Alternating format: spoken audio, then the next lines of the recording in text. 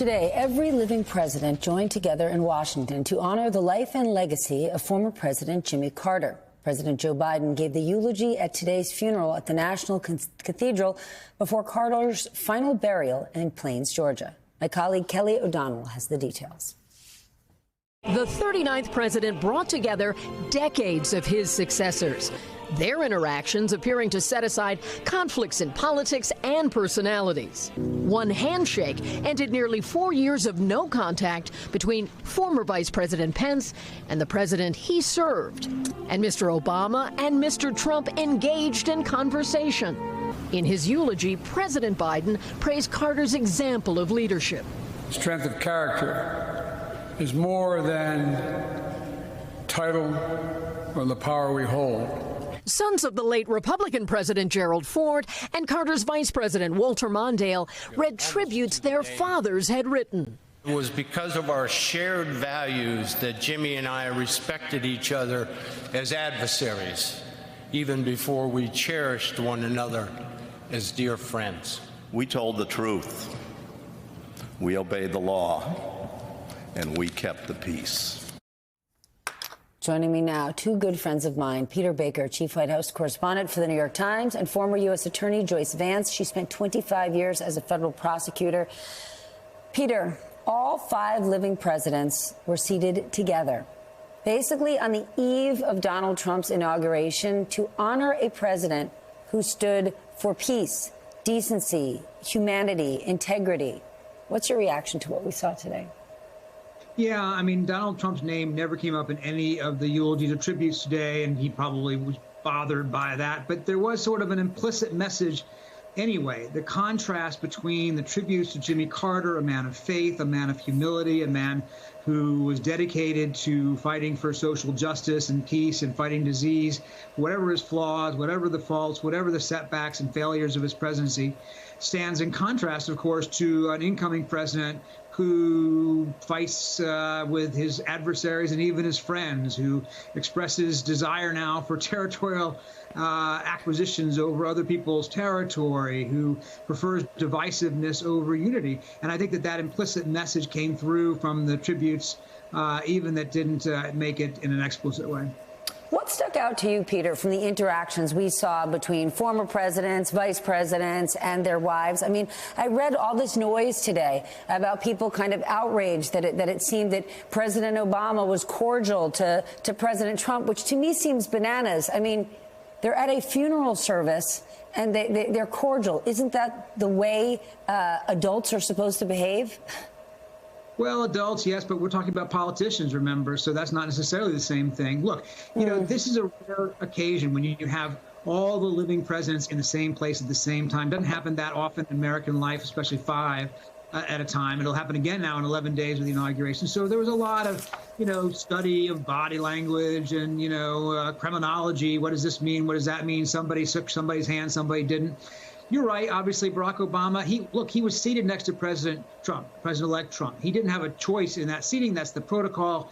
It's possible he could have sat one seat away had Michelle come, but she didn't come. She probably, you know, doesn't particularly like Donald Trump, we know. Maybe she chose not to come. She said it was a scheduling conflict. But seated next to President-elect Trump, it fell to, you know, he kept trying to reach over to Obama to initiate conversation. Obama was polite and cordial in return. People will question that, I suppose. But you're right. The rest of the presidents pretty much ignored Trump. None of them cares for him. None of them thinks he's a good president. All of them think he's probably pretty dangerous. And some of them call him, you know, a dictator. And I think that, you know, he is not a member of their club as they see it. He is not fit in the, you know, the pantheon of American presidents who adhere to the rule of law and upheld the Constitution as they see it. And so I think that was kind of a fraught and awkward moment there. Or maybe today, none of them should be thinking about themselves or Donald Trump. Maybe today they were there to think about Jimmy Carter, who put service ahead of everyone else his entire life. Joyce, I want to cover a new topic with you because 2 courts today ruled against Donald Trump. I want to start with the hush money case. The Supreme Court denied his request to stop his sentencing. So what can we expect for tomorrow? What's your take on this whole thing? Well, tomorrow morning, Donald Trump will be sentenced in Manhattan. His sentence will be pronounced, and that will be the final step in this trial process. He will be a convicted felon. That's what Donald Trump has spent the better part of the last 2 weeks trying to avoid, doing everything he could to avoid this moment in front of Judge Merchan. And the most interesting thing about this, Stephan, the reason that we know that Trump's concern here is not with the sentence, it's with carrying the label of convicted felon with him into the presidency. It's because the judge has already indicated that this will not be a sentence of jail time. Trump is not at risk of spending even a couple of hours in prison. Instead, it's the label. Donald Trump will be a convicted felon. All right, well, let's talk about this, because an appeals court also denied Trump's other request that he wants to block the release of Jack Smith's report on election interference case. But what happens if Trump appeals that to the Supreme Court? Right. So this is complex, and Trump almost certainly will appeal the 11th Circuit's ruling to the Supreme Court, or at least try to. The Supreme Court does not have to hear this appeal. It seems very unlikely to me that they will. There aren't significant issues here.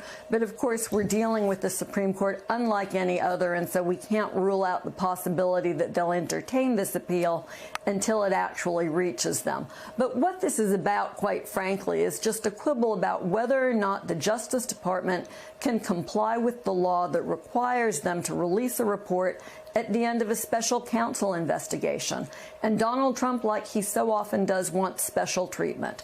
Unlike every special counsel that investigated issues that Donald Trump put into motion during his presidency and had their report released, he wants this one withheld. The 11th Circuit says, no, you're not entitled to that. The Justice Department can release this report with one little wrinkle. They did not remove the District Judge Aileen Cannon's order, which continues the prohibition on releasing the report for 3 additional days. The 11th Circuit said to the Justice Department, hey, we're going to invite you to take an emergency appeal to come back to us and try to supersede her order. If you'd like to do that, the Justice Department tonight went ahead and noticed that appeal.